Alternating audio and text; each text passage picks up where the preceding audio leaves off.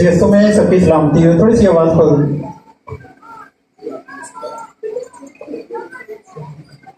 हम एक हवाला पढ़ेंगे बेटे जोनाथन के साथ मिलके मत्ती की अंजील में से 9वां बाब।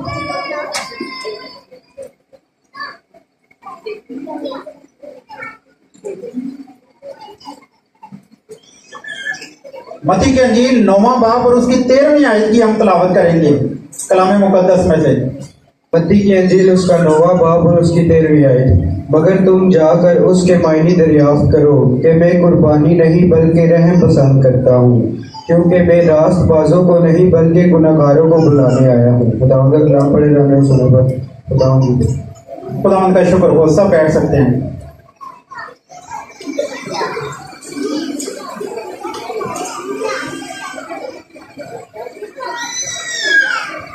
मैं सवालिया तौर पे एक जो आज का हमने कलाम पढ़ा है, जैसे कि आगे क्वेश्चन मार्क लगाते हैं ना, वो आप खुद लगा लीजिएगा। मसीहों को कुर्बानी देनी चाहिए, आगे सवालिया निशान। यानी हम ये कह सकते हैं कि क्या मसीहों को, लेकिन आज का हमारा मौजू है मसीहों को कुर्बानी देनी चाहिए। तो इसके बारे में हम आज सीखेंगे। और कुर्बानियों का जो सिलसिला पुराने अहदनामे में है, उनका ताल्लुक मसीह यीशु के साथ कैसे है, उनको भी हम सीखेंगे। उनमें से चंद एक कुर्बानियां जो कि बड़ी अहम कुर्बानियां हैं, उनके बारे में सीखेंगे। कुर्बानियों की अगर लिस्ट देखें तो बहुत सारी कुर्बानियां हैं, लेकिन उनमें से 5 कुर्बानियां जो हैं वो बड़ी अहमियत की हामिल हैं। उन कुर्बानियों को भी आज हम सीखेंगे। अंग्रेजी जबान में एक लफ्ज इस्तेमाल किया जाता है, एटोनमेंट या एटोनमेंट, कुछ लोग पढ़ते हैं। एक हो जाना, यानी खुदा इंसान का और खुदा का आपस में करीब आ जाना, एक हो जाना। अजीजों, जब कुर्बानी के लफ्ज का हम दूसरी जबानों में तर्जमा पढ़ते हैं, मिसाल के तौर पर अरबी लुगत में जब हम पढ़ते हैं तो अरबी जुबान में इसके लिए लफ्ज कफर इस्तेमाल किया गया है।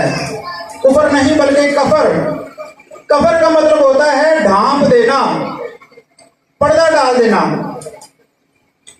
और जब हम इस लफ्ज के बारे में पढ़ते हैं तो बाइबल मुकद्दस में 600 मरतबा ये लफ्ज दोहराया गया है। और लफ्ज कुर्बानियों, यानी कुर्बानी जो है वो 600 दफा। और जब हम कुर्बानी की जमा के सीगे को हम जब बाइबल मुकद्दस में पढ़ते हैं तो 71 बार इसको बाइबल मुकद्दस में दोहराया गया है। और एक और लफ्ज कुर्बानियां, ये भी जमा का सीगा है। ये बहुत ज्यादा बार आया है, 128 बार बाइबल मुकद्दस में आया है ये लफ्ज। अजीजों, जैसे कि मैंने पहले बयान किया है कि कुर्बानियों की बहुत सारी किस्में हैं पुराने अहदनामे में, लेकिन उनमें से कुछ कुर्बानियां जो हैं वो बड़ी अहमियत की हामिल हैं, जिनका ताल्लुक मसीह यीशु की जात से है। मिसाल के तौर पर जो पहली कुर्बानी है वो है सोख्तनी कुर्बानी। पुराने अहदनामे में सोख्तनी कुर्बानी का जिक्र आया है। तो जो सोख्तनी कुर्बानी होती है वो क्या होती है? उसमें एक बरा लिया जाता है, उसको ज़बा किया जाता है और उसको मज़बा के ऊपर रखकर मुकम्मल तौर पर जुला दिया जाता है। और ये कुर्बानी कामल तौर पर खुदा बाप को नजर किए जाने को पेश करती है। ये उसकी मसल है। जब हम फिलिपियों 2 बाब और उसकी 6ठी आयत से लेके 8वीं आयत तक पढ़ते हैं तो ये कुर्बानी किस तरह मसीह यीशु को रिप्रेजेंट करती है, यहाँ इसका इशारा हमें मिलता है।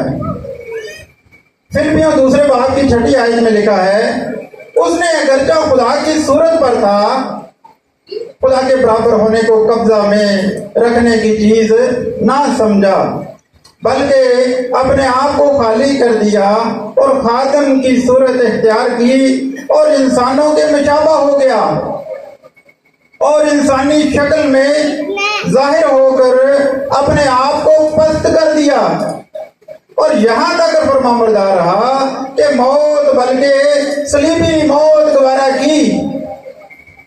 तो ये सोख्तनी कुर्बानी जो है ये रिप्रेजेंट करती है मसीह यीशु को। आगे हम कुछ और कुर्बानियां हैं उनके बारे में भी सीखते हैं। जो पुराने अहदनामा है, पुराने अहदनामे में एक और कुर्बानी का जिक्र है, वो है नजर की कुर्बानी। ये वो कुर्बानी नहीं है जो नजर लग जाती है, ये वो नहीं है, नजराना नजर, मैं उसकी बात कर रहा हूं। तो इस कुर्बानी में चढ़ावा क्या चढ़ाया जाता था? इसमें बकरा नहीं दिया जाता था, इसमें अनाज दिया जाता था। अनाज के नजराने खुदा की हजूरी में लाए जाते थे और इस कुर्बानी को इसलिए नजर की कुर्बानी कहा जाता है। इसमें आइटम्स क्या क्या होती थी वो मैं थोड़ा सा बताता हूं आपको। इसमें एक तो मैदा होता था, तेल होता था और लुबान इसमें पेश किया जाता था। इसमें अजीजों जो तेल है वो रूहुल कुद्स की नुमाइंदगी करता है, इससे मुराद रूहुल कुद्स है। और इस कुर्बानी में यानी इस नजराने में तंदूर का पका हुआ जो मैदे का बना हुआ एक होता था उसको चढ़ाया जाता था और उसमें तेल भी मिलाया जाता था जब उसको भूना जाता था और उसके फिर टुकड़े करके तेल में मिलाया जाता था। ये बहुत एक लंबी स्टोरी है, बाइबल में आप पढ़ लीजिएगा, मैं वाला आपको बता दूंगा। और बाद में इसमें शहद और नमक इसमें शामिल किया जाता था और इसमें शहद के बारे में इसके बारे में बताया गया है कि शहद में इसको नहीं जलाना नजर की कुर्बानी को जब आपने पेश करना है। जो शहद होता है वो दुनियावी लज्जतों की अलामत होता है। शहद जो खाते हैं हम लोग वो इस बात की अलामत होता है। और नमकीन बनाना, कुर्बानी को नमक शामिल इसमें करना है। तो ये जो नमक होता है, गौर से सुन ले, ये बेअबी की निशानी होता है नमक।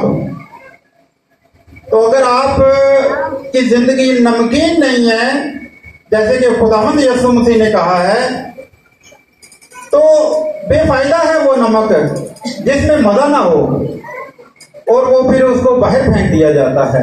तो इसलिए जो नमक इसमें शामिल किया जाता है वो बेअबी की निशानी है, ये अलामत है।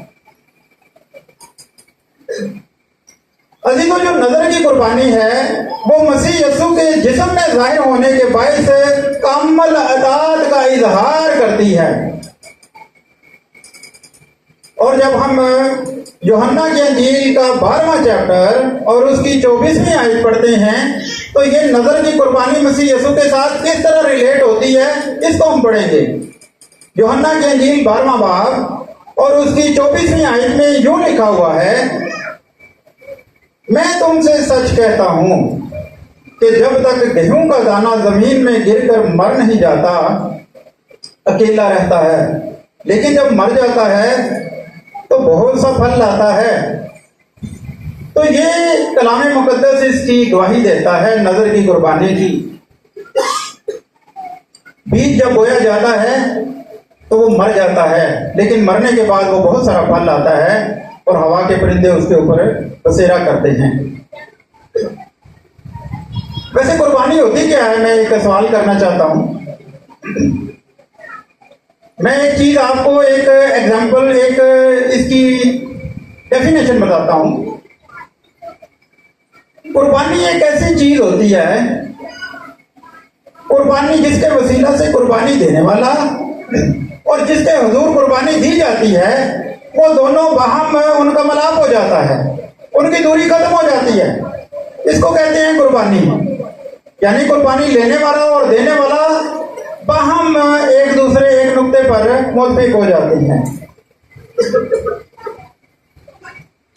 अजीजों जो तीसरी कुर्बानी है बाइबल मुकद्दस के पुराने अहदनामे में, वो है सलामती का ज़बीहा।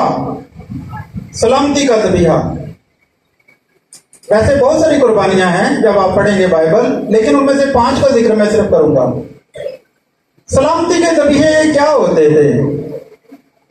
अजीजों, ये भी एक कुर्बानी होती थी और इसमें भी एक बरे को ज़बह किया जाता था और बरे को ज़बह करने के बाद जो हिस्सा होता था वो काहन खाया करते थे। काहन के साथ साथ इस हिस्से को जो कुर्बानी गुजरानता था उसको भी इसमें से हिस्सा मिलता था और वो भी इसको खाता था। और ये है सलामती का ज़बीहा। अजीजों, हम एक तलावत करेंगे कि मसीह यीशु के साथ ये कुर्बानी किस तरीके से रिलेट होती है। इब्रानियों 4 बाब और उसकी 15वीं आयत पढ़ते हैं। कोई भी पढ़ेगा? इब्रानियों 4 बाब 15वीं आयत।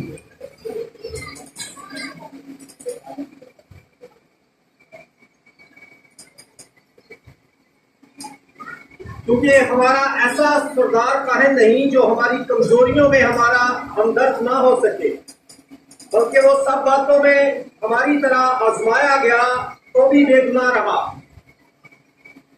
खुदा का शुक्र हो। तो ये है सलामती के ज़बीहे। वो हर तरह से आजमाया गया, उसने हमारे खातिर अपने आप को कुर्बान किया। एक और कुर्बानी जिसका हम जिक्र करते हैं जल्दी से, पुराने अहदनामे से,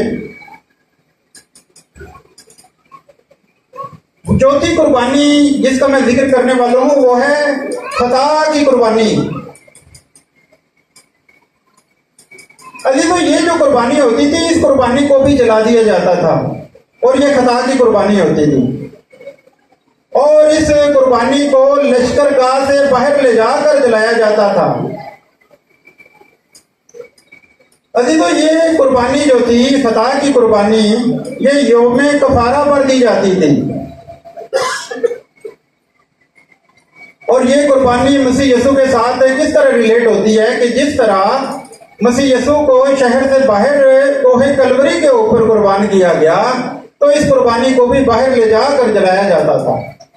जब हम दूसरा ग्रंथियों उसका 5वां बाब और उसकी 21वीं आयत का मुतालिया करते हैं तो यहाँ पर लिखा हुआ है, जो गुनाह से वाकिफ ना था, ये मसीह यीशु के बारे में अल्फाज लिखे हुए हैं, जो गुनाह से वाकिफ ना था उसको उसने हमारे वास्ते गुनाह ठहराया ताकि हम उसमें होकर खुदा की रास्तबाजी हो जाएं। तो ये थी खुदा की कुर्बानी, यानी हमारी खुदाएं जो थी उसके ऊपर उसने हमारी खताओं को लिया और सूली पर चढ़ गया और हमें आजाद किया। हालेलुया।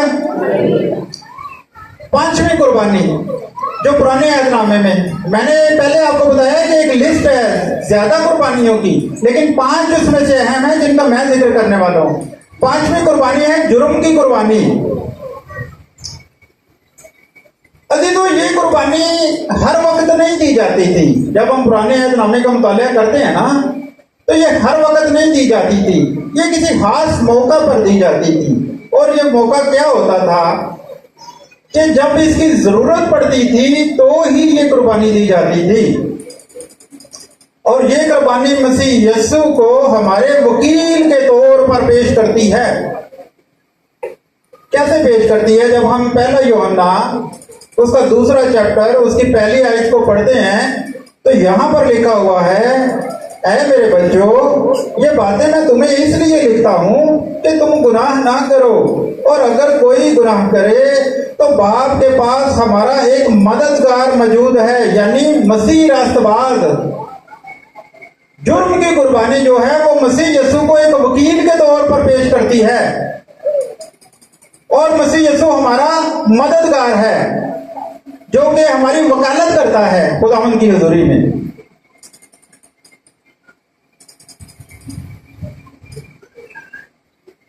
तो शुरू में जो मैंने इसका मौजू रखा था, आप चौंके होंगे कि पास्टर जवेद भट्टी ने ये मौजू क्यों रखा इसका, इस कलाम का, मसीहों को कुर्बानी देनी चाहिए, आगे क्वेश्चन मार्क।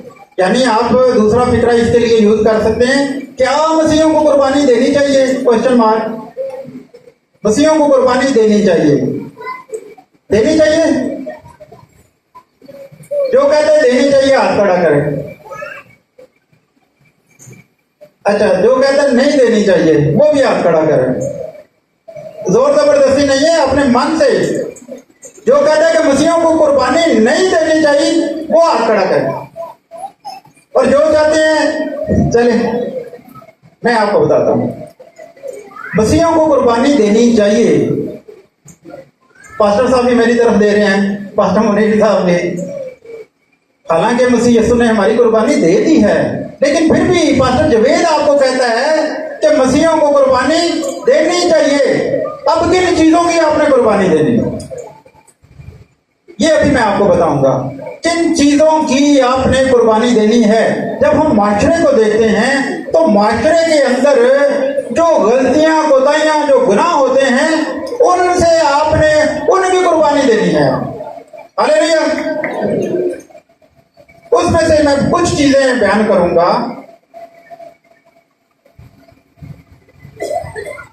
झूठ, एक लफ्ज है झूठ। अजीजों, आपको झूठ की कुर्बानी देनी है।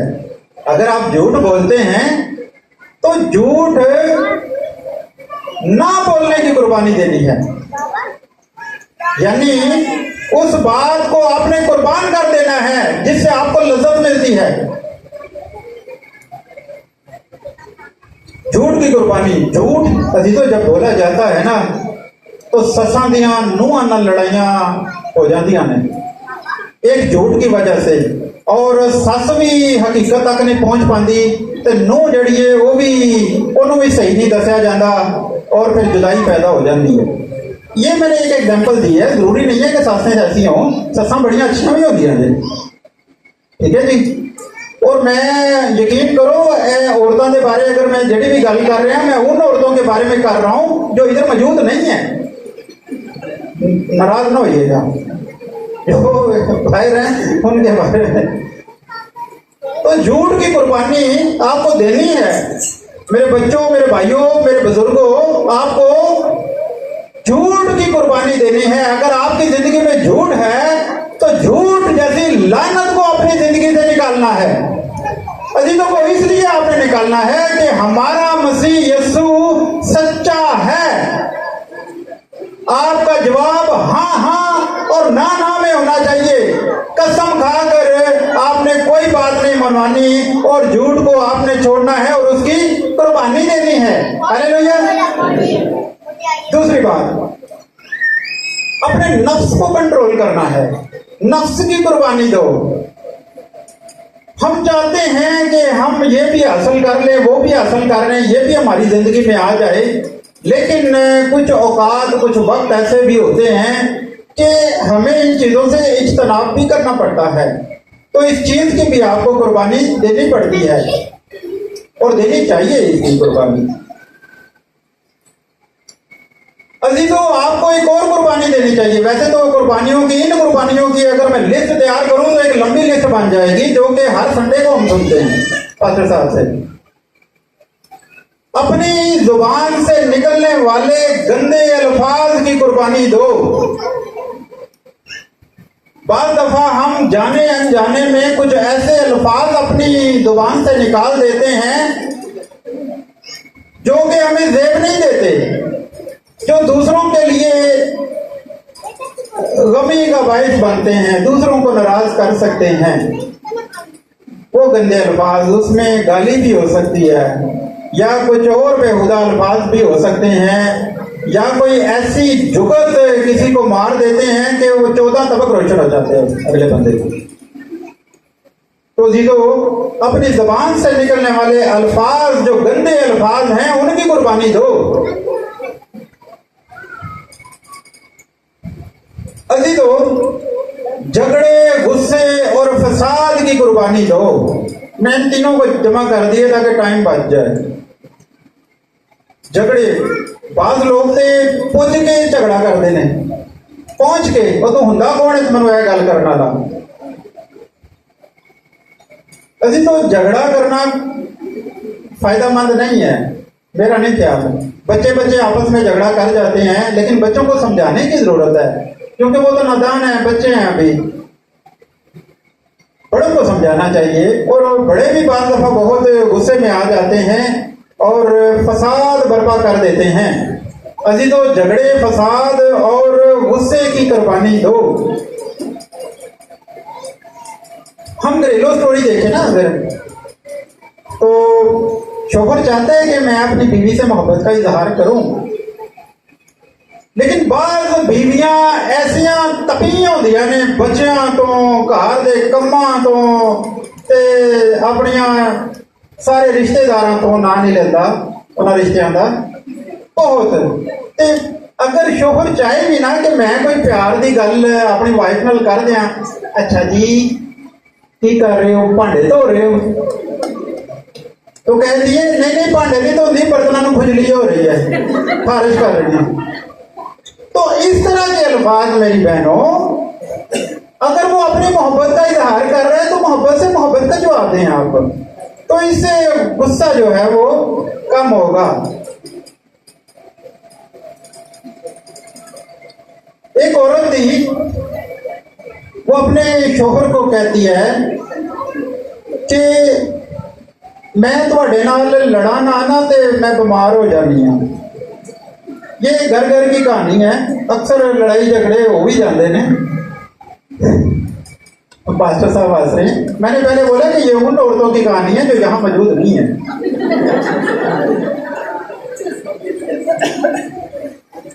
तो ये चीज है कि औरत कहती है कि जदों तक मैं तुहाडे नाल लड़ा ना मैं बीमार हो जानी हाँ, जो लड़ा ना ते मरद अगों की कहता है, मरद कहता मैं भी जो तेरे नाल लड़ा तो मैं भी बीमार हो जाता हूँ। यानी कि बराबर है, आग लगी दोनों तरफ, ये चीज है। तो झगड़े गुस्से पर हमें काबू पाना है। अक्सर लोग ये भी कहते हैं कि जेड़े बंदे गंजे होंदे ने, मैं इधर के बंदों की बात नहीं कर रहा, जो बाहर है उनकी बात कर रहा हूँ। जेड़े बंदे गंजे होंदे ने उन्हों दी बीवियां सोहणियां होंदियां। ये वैसे ही अजीज एक बात बड़ी है, जिनके सर पे बाल होते हैं उनकी भी खूबसूरत होती हैं। खुदा ने सबको खूबसूरत पैदा किया है। आप सबकी सूरत जो है खुदा ने अपने हाथों के ऊपर रखी है, और खुदा में देखता है आप खूबसूरत है तो खुदा ने आपको बनाया है। चाहे वो लेडीज हो चाहे वो जेंट्स हो, वो खूबसूरत है।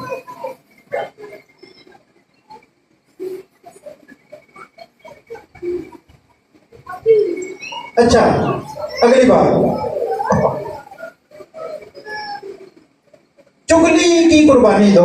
हम कुर्बानियों की बात कर रहे हैं। अक्सर हम चुगली कर जाते हैं या कर जाती हैं। वो जिधर हम रहते हैं ना, तो रात 11 बजे के बाद एक मीटिंग चल रही होती है उस गली के अंदर, क्योंकि वो गली आगे से बंद है।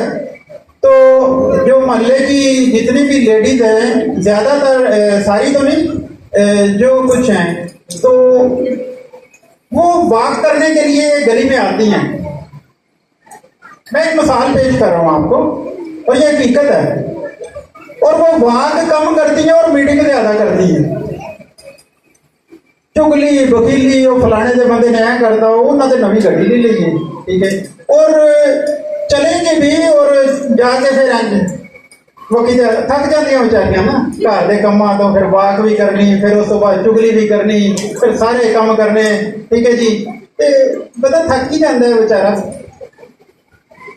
नहीं है दीदो, ये हंसने वाली बात नहीं है। चुगली की कुर्बानी दो। वो कहते मैं अपनी बेगम नूं, बंदा कहता है कि मैं अपनी बेगम के कन्न में गल दसना ते मेरे सोहरियां तक पता नहीं कि पहुंच जाती। ऐसा नहीं, घर की बात घर तक रहनी चाहिए। मियाँ बीवी के जो घर में मुख्तलिफ मामला हो जाते हैं, ऐसी नहीं है, सबके घर में होते हैं, लेकिन उनको सॉल्व भी करना चाहिए। कभी मर्द झुक जाता है, कभी औरत है, तो हम जब बच्चों को देखते हैं तो ये मामला सॉल्व हो जाते हैं। तो इसलिए दीदो, आपने चुगली की कुर्बानी कर देनी है। मैं ये सिर्फ औरतों के लिए बात नहीं कर रहा, ये मर्दों के लिए भी बात कर रहा हूँ। हालेलुया। चुगली की कुर्बानी दो। गंदी आदतों और नशों की कुर्बानी दो। ये खास तौर पर जो ये मैं लफ्ज बोल रहा हूँ, ये मर्दों के लिए बोल रहा हूँ। गंदी आदतों से, आजकल तो सोशल मीडिया का दौर है कि आप जो चीज मोबाइल पे नहीं देखना चाहते तो वो खामखा आपके पास आ जाती है।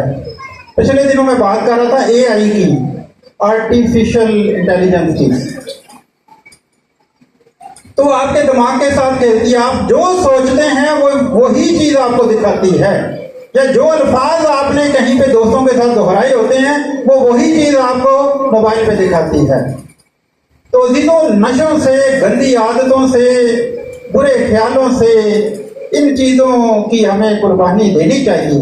अजीजों, जब हम इन चीजों की कुर्बानी देंगे तो ही अच्छे मसीही कहला सकेंगे, अदरवाइज आप सिर्फ नाम के मसीही।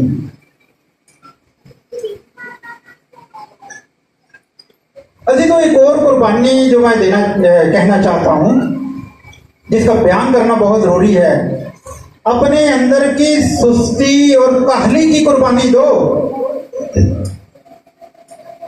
अपने अंदर की सुस्ती और काहली की कुर्बानी दो। वो पता चल जाएगा ना कि आज संडे है, पता चल जाए तो और नींद आती। बच्चों को उठाएं, वो 8 बजे से बच्चों को उठाना शुरू किया है, 8:30 बज गए, 8:45 बज गए, फिर 9 बजे जाके वो चादर लांदा है, तो फिर जाके बाथरूम से जाता है, तो जो बाथरूम से जाता है 15-20 मिनट ला आंदा है, दूसरे बंदे की वारी नहीं आती। यही काम वो अगर 10 मिनट पहले कर ले तो सभी अच्छे तरीके से तैयार होकर चर्च में आ जाएंगे और वक्त पर आ जाएंगे। तो सुस्ती और काहली की आपने कुर्बानी देनी है, कलामे मुकद्दस को पढ़ना है। सुस्ती की वजह से हम घर में इबादत भी नहीं करते। आप 2 गीत गाएं, दुआ करें और थोड़ा सा कलाम पढ़ें। 15 मिनट, 20 मिनट, आधा घंटा खुदा को दें शाम को बैठकर। अगर आपके पास म्यूजिकल इंस्ट्रूमेंट नहीं है तो आप तालियों के साथ गीत बजाएं, गीत गाएं, इबादत जरूर करें, अपनी सुस्ती को खत्म करें। खुदावंद नहीं चाहता कि उनके बंदों के, उसके फॉलोअर के घुटने सुस्त हों, उनका जिस्म सुस्त हो। खुदा चाहता है कि वो दलेर हों। खुदावंद में आपको दलेर होना चाहिए। हालेलुया। कसम का हमने जिक्र किया था कि कसमें भी आपने नहीं खानी। अगर आप खाते हैं तो इस चीज की भी कुर्बानी दो, क्योंकि मसीहों को ये अलाउ नहीं है कि वो कसमें खाएं। अपनी अगर आपने बात मनवानी है तो आपका जवाब हाँ हाँ और ना ना में होना चाहिए, जैसा कि मसीह यीशु ने हमें बताया है पहाड़ी वाइज में। अजीजों, इंतकाम ना लेने की कुर्बानी आप दो। इंतकाम ना लेने की कुर्बानी आपको देनी चाहिए। वो कभी कोई लड़ाई हो जाती है, झगड़ा हो जाता है, पहले भी मैं बताया हूं, बच्चों का भी होता है, बड़ों का भी हो जाता है। और कुछ लोगों का तो ध्यान जो है मर्दों की बात तो नहीं करता, वो तो जैसे भी कपड़े पहन के आ जाते हैं, उनको ये परवाह नहीं होती है कि हमें कोई देखेगा। वो तो 2-2 साल के पुराने कपड़े भी मर्द पहन के आ जाते हैं। लेकिन कहीं जब शादी पे जाना होता है तो लेडीज जो हैं उनका ध्यान सूटों पर बहुत होता है। ए सूट तो फलानी शादी से भी पाया सी, ए उन्हें देख लिया, नहीं है नहीं। वो घर के झगड़ों और फसादात और इन चीजों से फिर बचने के लिए फिर मर्द क्या करता है कि चल यार इन्हों लै देने, असी नहीं लेंदे। ठीक है ना?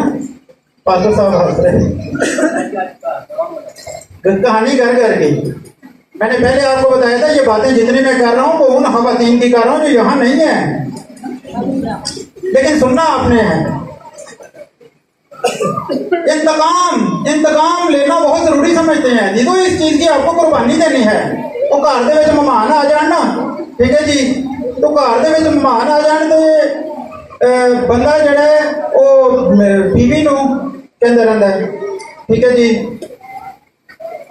कि कुछ बना ले।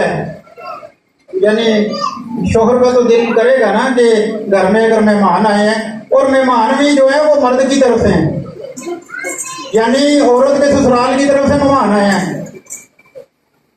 या औरत के अपने घर वाले ननिहाल वाले आए हैं तो कहा जाए तो कुछ बना लेते हो, फिर कुछ बनाती नहीं, मुंह बना लेते।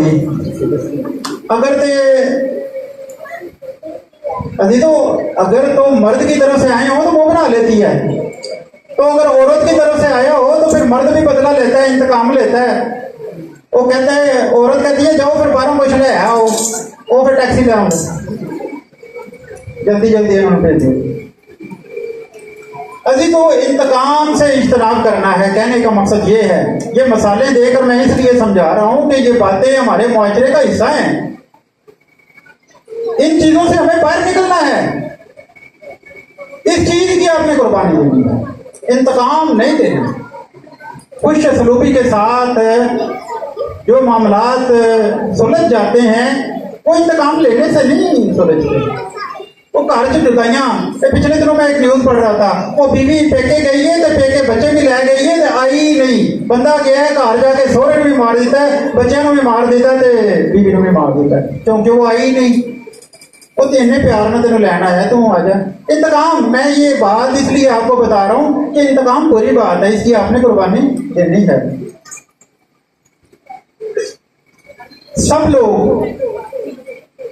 सब लोग अजीजों कहीं ना कहीं काम करते हैं। अपने मालिक के वफादार रहें। जो आपका बॉस है दफ्तर में, या जो भी आपके ऊपर सीनियर है, कोई इंजीनियर है या कोई भी है, उसका आप एहतराम करें, उससे आप वफादार रहें। अगर वो आपको कोई काम देता है, कोई टास्क देता है, तो उस टास्क को आप पूरा करें, उसके साथ वफादार रहें। अजीजों, अगर आप उसके साथ वफादार नहीं हैं तो इस चीज की आप कुर्बानी दें कि आज के बाद आप उसके साथ वफादार रहें।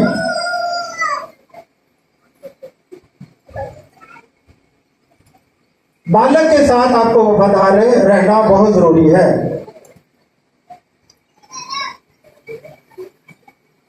आपका मालिक जो खवातीन है, इनका मालिक उनका शोहर है।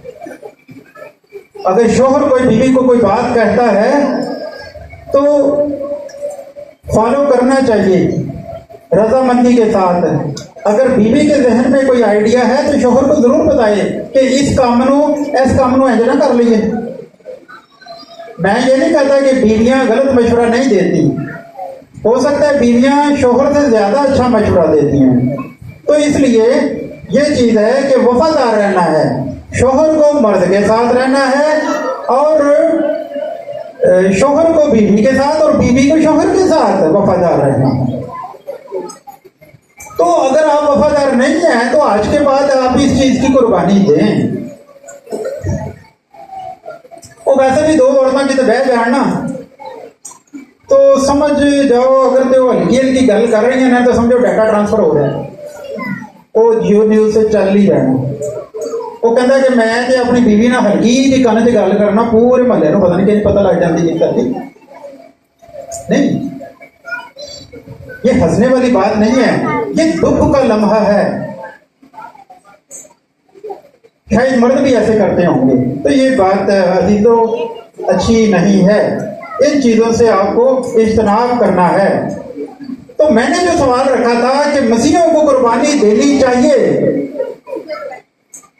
तो अजीजों ये जितनी भी बातें हमने आज डिस्कस की हैं, जो बातें हमने की हैं, ये हमारे माशरे का हिस्सा हैं। अगर आप इन चीजों को रद्द करेंगे और मसीह को पहन लेंगे तो अजीजों आप इन चीजों से बच जाएंगे, क्योंकि हमारी कुर्बानी जो है वो मसीह यीशु ऑलरेडी दे चुके हैं कोहे कलवरी के ऊपर। हमारे गुनाहों को, हमारे ऐपों को, हर चीज को मसीह यीशु अपने ऊपर ऑलरेडी उठा चुके हैं। तो हम वो जो फिजिकल कुर्बानी है, जो बकरे को ज़बह किया जाता है, वो तो मसीहों के ऊपर इजाजत नहीं है कि वो दें, क्योंकि मसीह यीशु ने ऑलरेडी हमारे लिए गुनाहों को अपने ऊपर उठा लिया है और कुर्बानी दे दी है। लेकिन अजीजों, जिन कुर्बानियों को आपने देना है, जो आज हमने डिस्कस की है, उनको आप जरूर दें। अगर आप अजीजों इन कुर्बानियों को देंगे, इन चीजों से इज्तनाब करेंगे, तो लोग दूर से देख के कहेंगे वो देखो खुदा का बंदा आ रहा है। हालेलुया। ये चीज तो मैं ये चाहता हूं कि आप इन चीजों की कुर्बानी दो।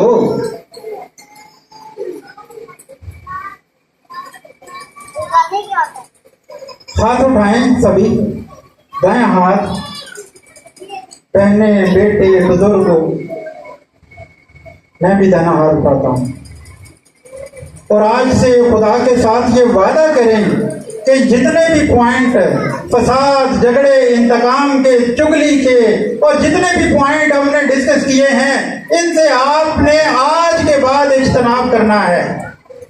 आज के बाद आपने इज्तनाब करना है और इनसे अपना मुंह मोड़ना है। हालेलुया, हाथ नीचे कर लें। अपने दिल में ये अजीजों बात सोचें कि ये कितनी मुश्किल वक्त आगे पैदा हो जाएगा, तो इन चीजों से हमें बाहर निकलना है। मसीह यीशु ने हमारी खातिर कुर्बानी दी, तो क्या हम इन चीजों की कुर्बानी नहीं दे सकते? हम दे सकते हैं। हालेलुया। आज के कलाम के वसीला से खुदा आपको बरकत दे। आमीन।